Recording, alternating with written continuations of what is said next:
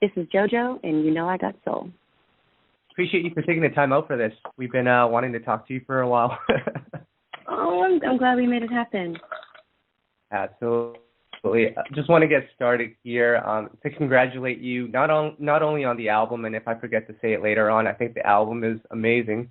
But I want to first off congratulate you on the success of Say So, your record with TJ Morton, Grammy Award-winning record.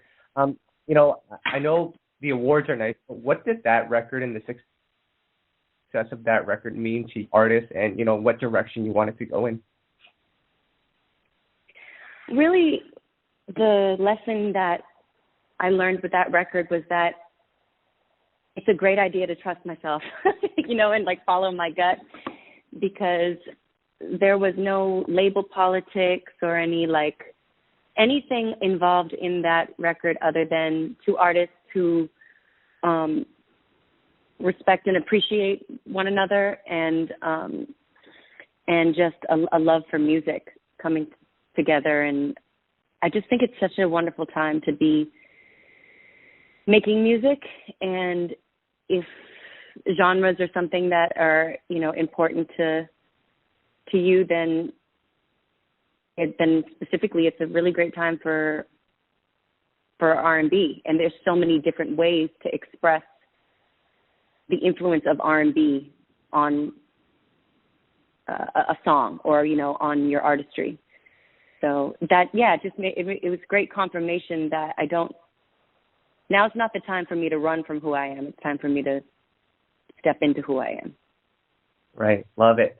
With that record, as well as the collaboration that you did with Tank, I felt like, you're an artist that can do so many different sounds. You've been doing it since the start of your career. You've dibbled and dabbled into different sounds, and you sound great on all of it. So as an artist, how do you decide, or is it tough to decide what direction to go in? Over the years, I've kind of played around with a lot of different styles of music, like you mentioned, and I've felt at home in a lot of it. So it has been kind of hard, because I think that people need something to grasp onto and be able to label and say, okay, this is, I know what this is. But when you do a bunch of different things, it's kind of hard to put that in a box. So I think that I've streamlined what I like best more recently, and it's definitely moving away from anything that feels bubblegum or too perfectly formulaic or historically pop. But yeah, I think because for a long time I was just trying to find what felt best on me. You know what I mean? So I think my inward journey was reflected in my music, trying to figure it out. Right. Fair enough.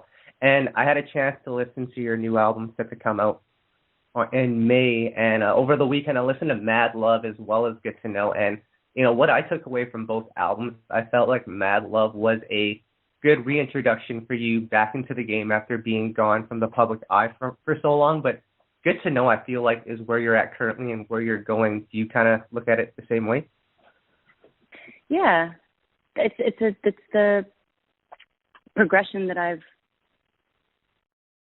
the unavoidable progression, I guess. No, I can't say that. It's not unavoidable progression, but it's me having more fun and honing in with a smaller group of creatives, as opposed to going out and collecting songs that don't really have a cohesive quality to them.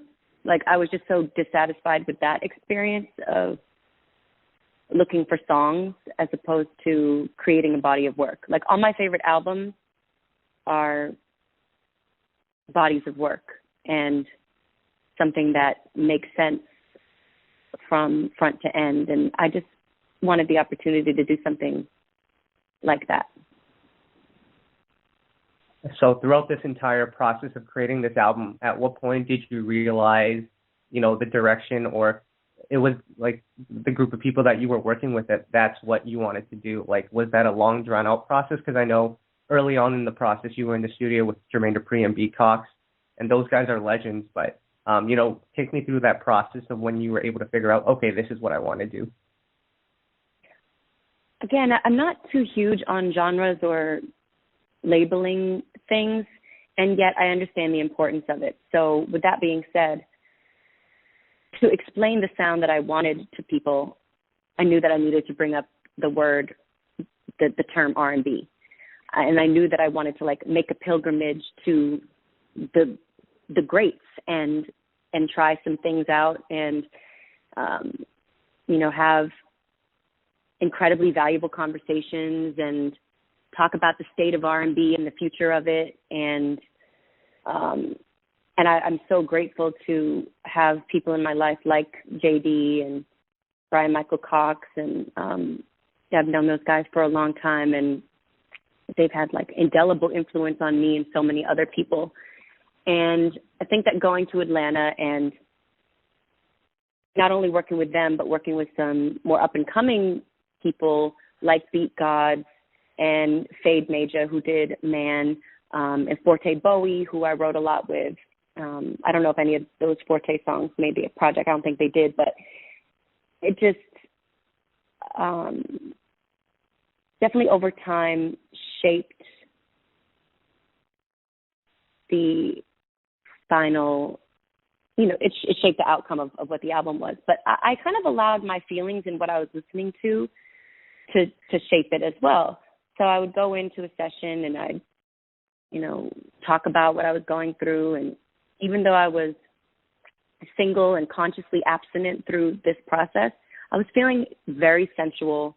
I was really getting to know the divine feminine within me and experience my own power for the first time, and a power in being single, even though I was feeling shame, feeling guilt, feeling all these different things. I was feeling a whole lot, and I think that R&B music has this power to really touch us. So I think that it was like a extension of the feelings and supporting the lyrics and the stories with certain sounds.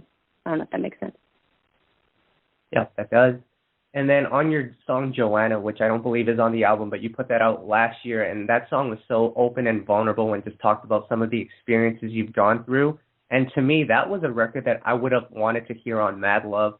The song came out a couple of years later. How hard was it to write that song, and when did you realize it was okay to talk about these things in your records? I wouldn't have been able to put it on Mad Love because I wasn't in the place to write it then. I was still trying to be perfect. I was still trying to act like I was less bruised from personal and professional experiences than I really was. And I just didn't have that level of, I wasn't capable of that level of vulnerability yet. But I think that getting in sessions with my girlfriends like Rose Gold and Nat Dunn and talking things through and sharing journal excerpts and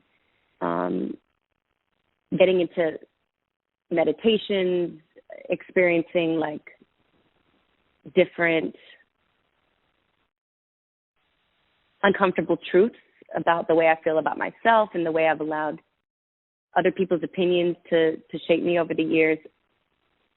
That was just it can be painful work. It can be very uncomfortable work. So I don't think that I just wasn't in the place to do that with Mad Love. But I'm so glad that Johanna came out, and honestly, I was even apprehensive to play it for my label, to play it for Warner, because I wasn't sure that, I just didn't know how that song, which is so personal, would translate to people who are not me. I didn't know if they would understand why it was important to me. They got it right away. And that was such a reassuring feeling for me. They were like, this is so important.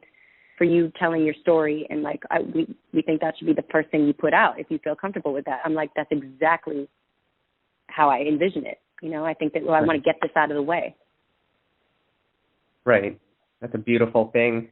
And in the outro of the album, your mom talks about how you have a tendency to look at the past or maybe into the future, and you really, you know, her advice was just to stay in the present from, you know, the stuff that happened with your previous label background. Are there still some things that internally or mentally that you feel you still need to work on, or do you feel like you're at a point where you've moved on past that? No, I've moved on, but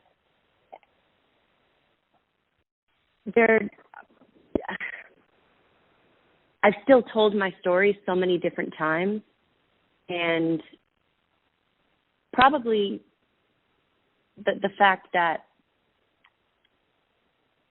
I had such massive success as a young age, and I'm a part of people's childhoods, you know, they want to go back and talk about that music, and they have questions about why those first two albums aren't available. And I don't have it in me sometimes to be like, I've already explained myself.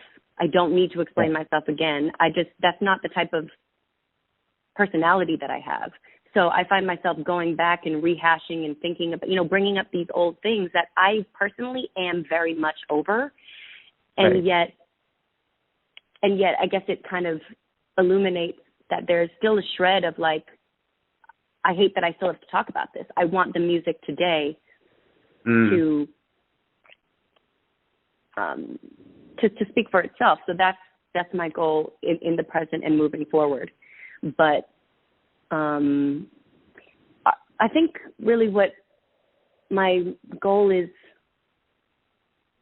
internally and spiritually is to allow myself to feel annoyed or upset or whatever it is that I feel, and then be okay with that, and then just keep moving. Like, I don't ever want to be paralyzed with my feelings again. I allowed, and it wasn't just my label, you know what I mean? Like, I think it's important to look at things holistically. Like, it's never just one thing. There's so much that goes into every decision and every outcome. So, yeah, I don't want to villainize anybody. Like, I really, when I think about that, and obviously I would rather not think about it, but I do think about it because it comes up. But I love those people. I wish nothing but peace and success for them. Right. That's awesome. And, you know, over the weekend when I was listening to the new album, I think I announced on Twitter that I felt Small Things would be a smash, and I still think that. But the song that stood out to me after playing it a couple of hearts is Lonely Hearts. That record right there is amazing. Talk about that song a little bit. Thank you. That was a song that I wrote in Toronto with my girl Lowell, who is a dope Canadian songwriter, and Doc McKinney, when I was camping up there at House of Balloons. And I knew the importance of being on my own for like a solid year because I had never really been single. I had jumped from relationship to relationship since I started dating at like 14. And I knew that I had to go through this uncomfortable experience of sitting with my thoughts and being lonely and just getting to know myself, because I wasn't sure what my boundaries were, what was truly important to me, independent of anybody else. And, you know, maybe this is work that a lot of people do earlier, maybe in their early 20s, or I don't know. I guess we all have to do that at one point or another. You know what I mean? And I just happened to finally put myself through the experience because I had just recycled relationships and gone back and kept doors open and, you know, always kind of had a comfort zone to go back to because I had I felt so much unpredictability in my professional life that I loved the predictability of having somebody in my personal life. Right. And Yeah. I realized that I was doing myself a disservice in the long run. And anyway, sorry to ramble on about that, but that's where Lonely Hearts came from. It came from conversations with my people in Toronto, and I started singing. A lot of these songs started as freestyles, and then we developed them from there. So, like, I got on the SM7 mic that we had in the main room, and I started singing this melody that felt very 90s R&B to me. The how can I work on me if I'm working on your body? Because I started thinking about how I love the idea of being able to have casual sex, but it never ends up being that casual. So it's like I can't have any of these type of friends, quote unquote. Like, no, really have to just be by myself fully. And anyway, that's where it came from. That's awesome.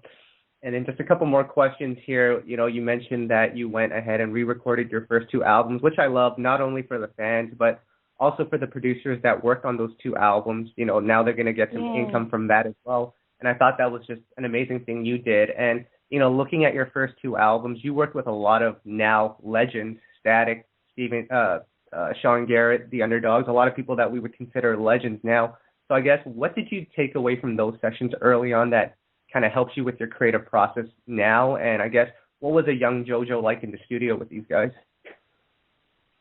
Oh, I was definitely a sponge, soaking up everything that I saw and that they did. And I think about working with The Underdogs. They really taught me about harmony, about stacking, and about how I like to run a session. But, you know, speed was something that was really important, and having a quick engineer. And now I have a couple engineers that I work with pretty much exclusively because we just have an understanding and a relationship, and they know that I'm going to need a bunch of tracks and that I want to, you know, that I'm going to want to go, okay, one more time, again. And I think I learned that at 12 years old from The Underdogs. And I remember